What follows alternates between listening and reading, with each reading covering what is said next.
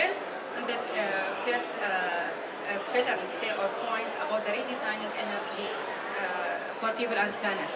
As maybe Dr. Williamson knows that this is the theme for the 26th World Energy Congress, which will be held, inshallah, in April 2024 in Rotterdam.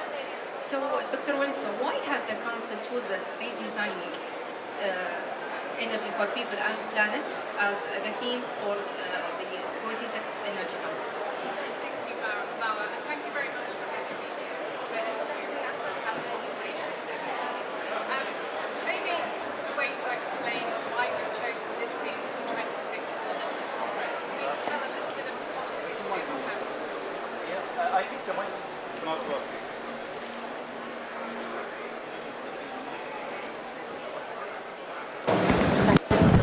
Okay, maybe the best way to explain why we're focused on redesigning energy for people and planet is just to talk a little bit about the potted history of the Council, and also the excitement that there is in this country today about hosting the COP28 meeting, because I think they're very aligned. We're all redesigning energy for people and planet. So when the Council was formed in 1924, we'll be 100 in 2024, we were formed in an era of crisis to rebuild energy systems, right? Sounds familiar today. We're in a world of multiple crises, and we're trying to develop and rebuild and turn over and transition our energy systems. And we call that energy for peace. And then we came through a remarkable period of world history of what we call energy for prosperity. But around the 1970s, 1980s, in 1978, we'd been working on renewable energy for 25 years in the World Energy Council. And in the 1980s, we started to think about how you had to develop energy for peace, for prosperity, and for people and planet at the same time. And we developed something called the World Energy Trilemma: energy security and energy affordability and equity and environmental sustainability. And our phenomenal members, such as the UAE, are all using that framework, and they're tracking their progress and measuring their impact in those areas.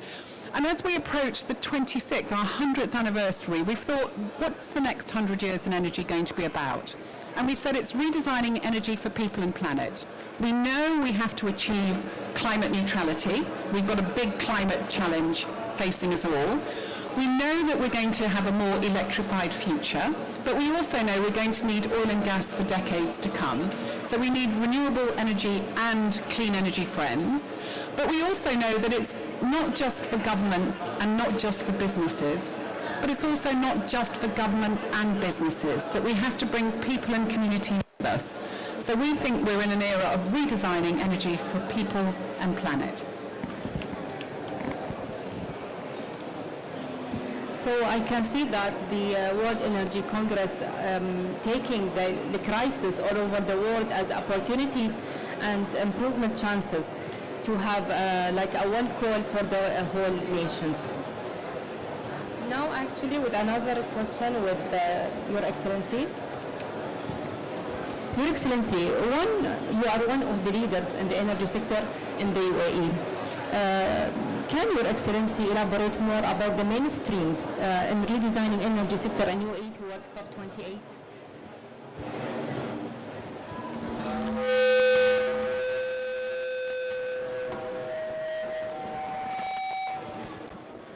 First of all, let me welcome Dr. Angela to Abuظbي again.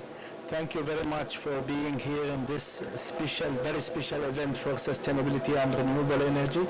Your presence is important to us, and thank you for being also here in this interesting panel.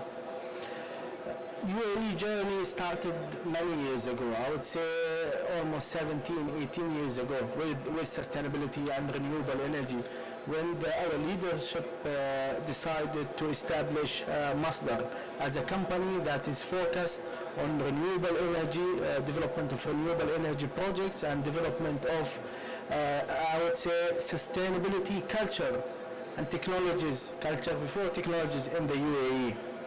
We achieved a lot since that time in 2006. Today, UAE is a regional leader when it comes to clean energy. UAE advanced a lot when it comes to renewable energy with the multiple mega solar plants that we have within the UAE. We didn't stop there. We have other technologies that we explored. We're talking about one of the first, or if not the first, commercial carbon capture plant in the globe that exists a few kilometers from our location here. We're talking about the first commercial waste-to-energy plant that exists in Sharjah, and we're constructing another one in Dubai. We're talking about multiple of projects that broke global records when it comes to energy efficiency in different sectors. I can mention the water sector, where we have one of the biggest desalination plants in the world with the highest efficiency and lowest cost in the world. I can mention the plant, 150 million gallon. It was developed by Ittihad, beside other plants we have within the UAE. So it's a long journey to UAE. Beside that, UAE also played an important role in pushing forward the sustainability agenda within the world. We collaborated in different venues, on different initiatives that supported the establishment of I would say clean projects in different parts of the world. We are proud that we were the first to establish different projects in different countries in the world, which opened the market for many other projects to happen. So UAE is continuing this journey, and we really appreciate the recognition we got from the international community by selecting UAE to host COP28, and as promised by His Excellency Dr. Sultan Al-Jaber, we will make it a COP for actions, where we'll push forward to implement the targets that we put together. So as you mentioned, there is so many efforts done in the UAE, like internally in the UAE and also internationally, and how the UAE tends to have the action inside the UAE and also outside the UAE. Actually, then I will transfer to the second pillar, let's say, about the Emiratanization and human capital.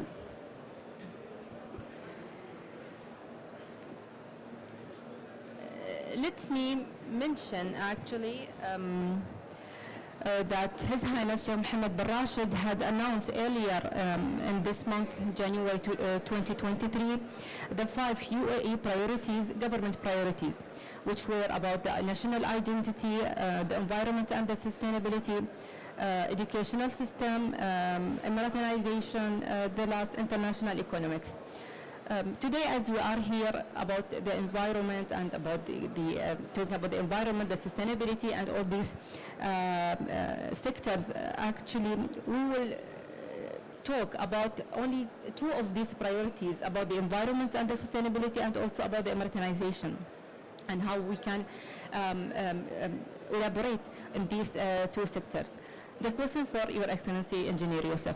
How does Emiratanization may affect and add to the energy sector, and how the entities in the UAE work to attract and manage the Emiratis talent in the energy sector? So before this session, I was discussing with Dr. Angela the human side of the business, the human side of sustainability. I would say that Emiratization and the social side is an important pillar to establish a sustainable business. You cannot establish a sector or a business without having the community engaged within this business. UAE achieved a lot in building projects where we can call many of them the first of its kind. Many of them we were able successfully to develop these projects and get them operational. But the biggest success of these projects is to get the community part of it. And how to get the community part of it? By engaging with them, by developing talents that will operate these plants. So looking around us in Abu Dhabi or in Dubai or in North Emirates, the utilities, the entities that takes care of these, the development of these plans were very successful in attracting the UAE talents and get them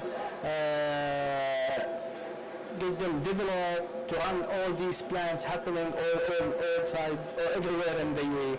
Another important subject when it's linked to Emiratization and linked to the engagement of the community here in the UAE is the national campaign for demand side management that we run within the Ministry of Energy and Infrastructure. It's an important initiative that aims to link, to distribute the awareness about the importance of sustainability and reducing emissions, reducing the electricity consumption, water consumption. And an important part of it also the educational part, where we want to work with the Ministry of Education within the UAE to put the right, let's say, fundamentals for our future generations to come. I think this is also an important pillar, part of our engagement with the UAE community, and contributes to a future success in our Emiratization targets.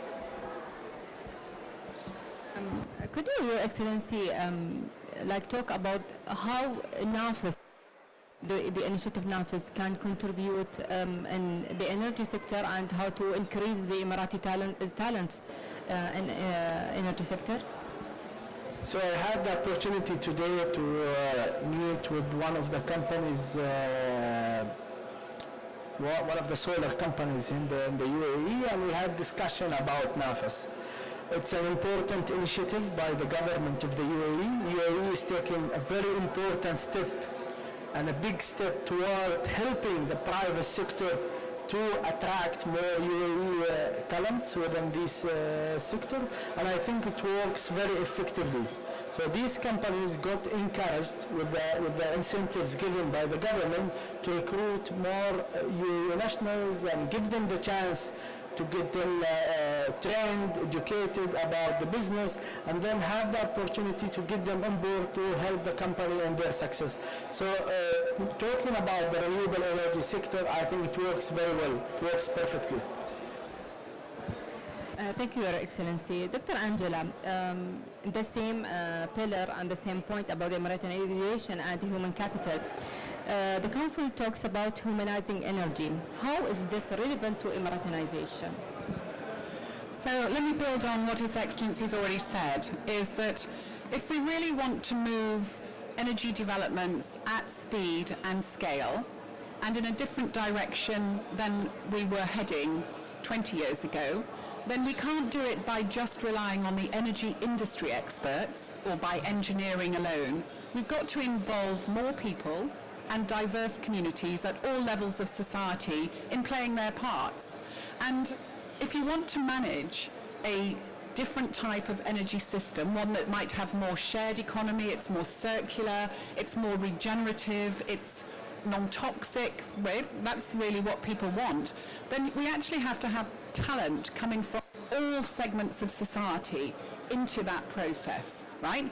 Women, youth, not just energy, nuclear, oil and gas, or even renewable energy engineers. We also have to have relationship management. We have to be able to facilitate conversations about what's fair. We have to facilitate conversations about what's affordable.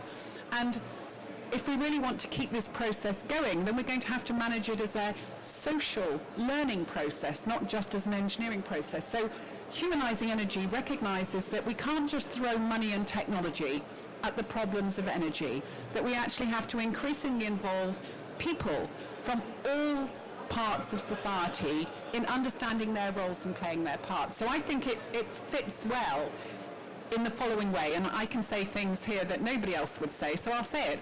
In the 1970s, our models of talent development would have been another part of the world is showing energy leadership, and they're exporting their solutions into the Middle East, and the Middle East is buying talent in to solve its problems to put those solutions in place. Now we're in a very different environment. This part of the world is inventing the solutions of the future. It's developing the capabilities and the ways of working and the expertise for doing that. But what I love about this, and I love His Excellency Dr. Sultan's statements yesterday about humility, responsibility and urgency, is you have the humility here not to want to tell everybody else, not to want to impose your agenda. You want to facilitate that. So what I see emeritization, I think, is often misunderstood as localization in a negative sense, but actually I think it's localization in a humble sense of if we can include all our talent here, we can help other people involve all their talents in other parts of the world.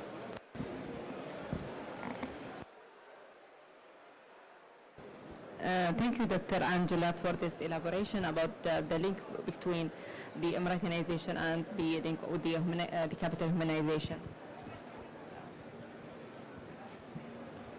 Now, actually, we'll go to talk about the Centenary Campaign, which is belong for the World Energy Council. Maybe Dr. Angela knows, and also Your Excellency knows, that the Centenary Campaign have 3 pillars: accelerating energy literacy, building forward together, and better, leaving no one behind. Your Excellency, Engineer Yusuf, in your opinion, the UAE efforts goes in which pillar of these pillars for the Centenary Campaign, and how we can reach a unified message with the world?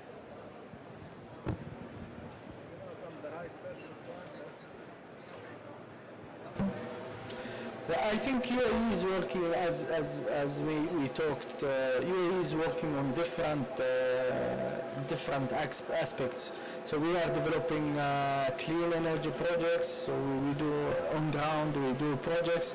We are connecting to people to develop their awareness, education, learning about the issues facing this facing our planet. So in UAE we are engaged with everybody. We are working with partners, we are working with WIC and other entities together to push forward the agenda for climate change. One thing I want to highlight maybe before, I think this is the last question for you, Marwa. So one thing I need to highlight, UAE is a member in the World Economic and the World Energy Council. I think since many years. And what we intend to do within the Ministry of Energy is to invite all the local stakeholders to benefit from the membership we have with WIC. So part of our plan is to arrange for a meeting with all the stakeholders within the UAE to show to them and explain to them the benefit and advantages that they can get from working together with WIC. We have a lot of opportunities, and with the event that is happening in 2024, this is your 100 years ceremony. I think it will be an important event that UAE entities can benefit from and can learn from. Thank you.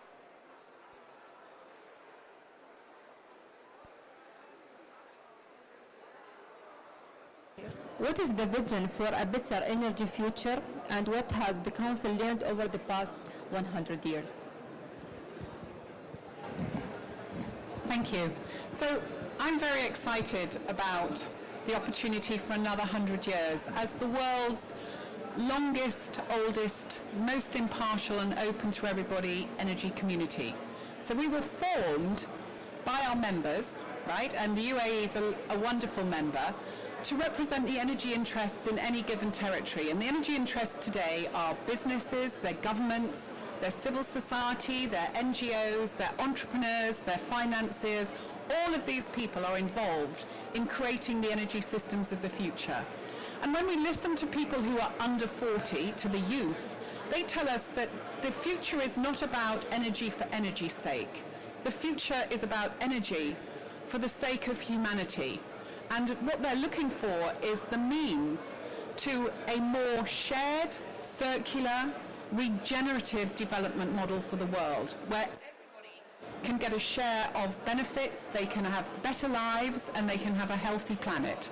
And so energy is challenged to step up to the mark on this. And I see the way the UAE and His Excellency Dr. Sultan are shaping the COP agenda is not a let's do a global stocktake of emissions and show the world how much we're off track. It's more of a co-op agenda.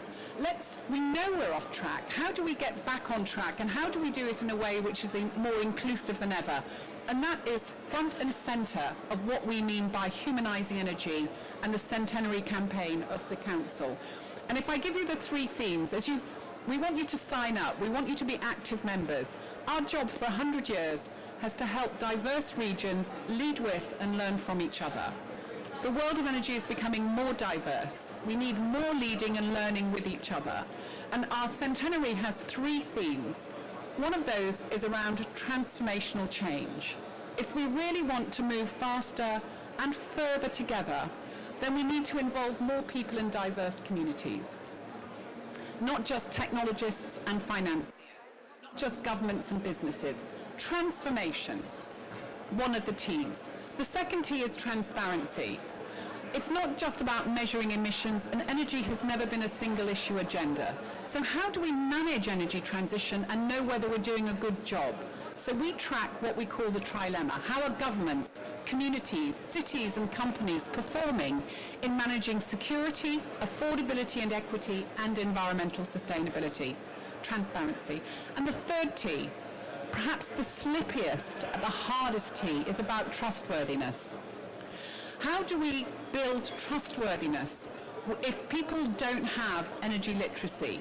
How do they know how to bring their voices to bear? How do they know what choices they have? How do we know how to hold each other and our leaders to account if we don't understand what's at stake and what our role is and what solutions are possible? So transparency, trustworthiness and transformation are the foundations for another 100 years in better energy, and that's the opportunity of our centenary.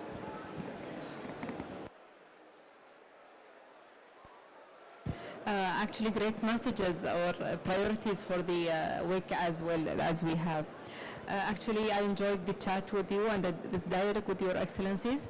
And now the floor is open for questions from the audience.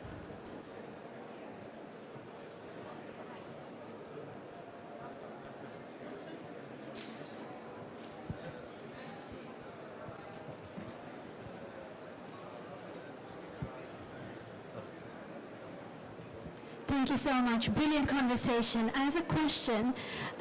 If we are visioning here energy transformation, if we have to decide one most impactful thing, one decision that will get implemented as soon as possible globally, what would that one impactful decision be?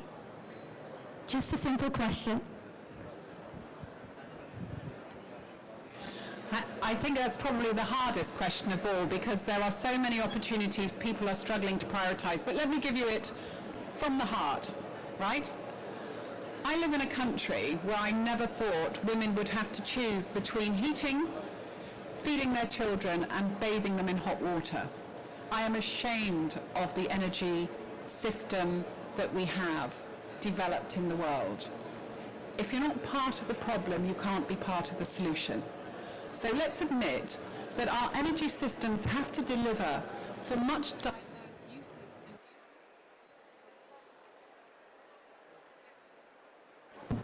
Let's think about it from the user perspective rather than from the supply perspective, which is what we usually think about. So if we can change, my thing is, change our mindsets.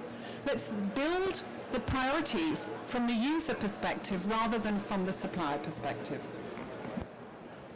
Anyone else have a question? Any question, Murat? Question?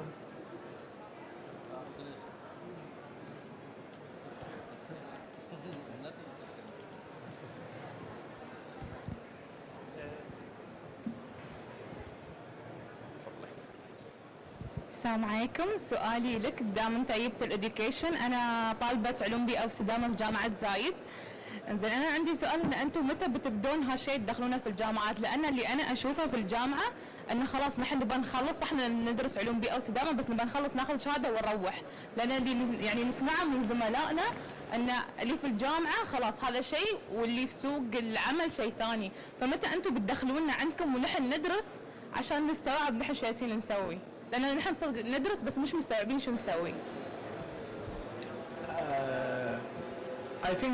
I think, you know, everybody has his own beliefs and thoughts about educational system.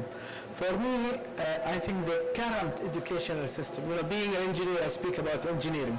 So the system exists, the educational system exists, works very well. What we need to do is to complement it with what we like to do in the future. And I think that the different universities here within the UAE gives the opportunity for internships in many of the projects that are happening around us in the UAE. So my advice for the students, they need to think about the future, what they want to do in future, and they should start working on it early by the internships that they can do over the years in the university. I think internships are the right way to do it.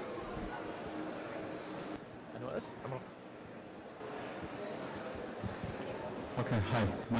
My question is to Dr. Angela. How can you have a better circular economy in the energy sector, even when there are renewables? I mean, we still have disposals and ingredients in the with the wafers, with the silicon exhausting some natural resources. So how does that play a role in the energy in a circular economy? I think you're right to point out, first of all, that circular economy is for all parts of economic activity, and it's about a zero waste society and a non-toxic society, right? So when you manufacture, when you produce the renewable system, it has huge environmental impacts. And so there's great opportunities in terms of recycling and reuse and repurposing, and in waste management, even in renewables. The wafer production has an environmental impact. How do we think about all the pieces that go into that?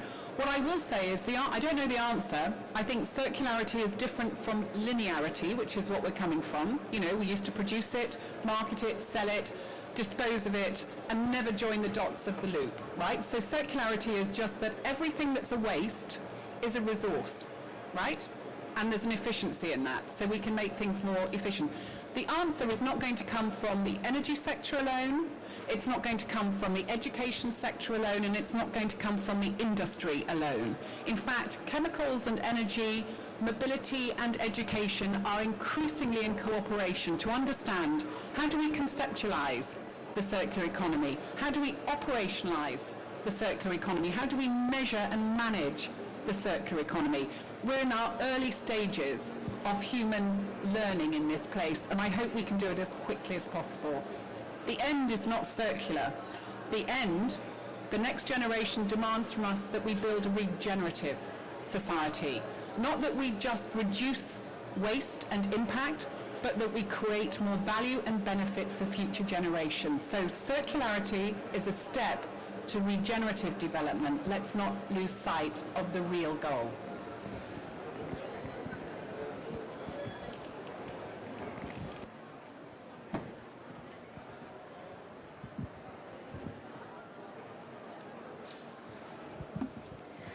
Thank you for the audience. Actually, if you excuse me, Your Excellencies, I will go back for the question from the lady about the majors and the work placement. Actually, maybe I will have the answer as I'm from the same major, from the same university, and I am here. So the opportunities are there in the government sector and also in the private sector. When you will finish your study, you will find the chance, but it's there. And I am one of the same major as I mentioned and from the same university. Yes. May I just add, as a woman who's got a career, that it's probably unconventional. So I have a doctorate in physics, right? That's how I trained. I trained very mathematically and technically. I took physics because physics is a very flexible degree. Rather than engineering, I can go into engineering, I can go into accountancy, I can go into financial management. So when you make choices, there are what's called hard currency and soft currency choices, right? Hard currency gives you a flexibility for many different career paths. So think about whether you want to keep it open if you don't know what you want to do. Most people think I'm a psychologist when they talk to me. I'm a physicist. I think electrons are weird, but I think people are mysterious. And I love the fact that the biggest challenges we face are the technology and the finance bit is actually the easy bit. It's the soft system side that's really hard. And that's what really has attracted me. So I have evolved my career from dealing with electrons and understanding the origins of the universe, dealing with the messiness of societies and people. And that's what really motivates me every day. So I'm not after success, but I am after purpose and impact. So I think we got the answer now. Thanks for the audience and also thanks for your excellencies. Also thanks for our audience and the streaming, live streaming. Actually, I enjoyed this dialogue with both of you, your excellencies, and I hope to meet again and more chats and dialogues. Thank you.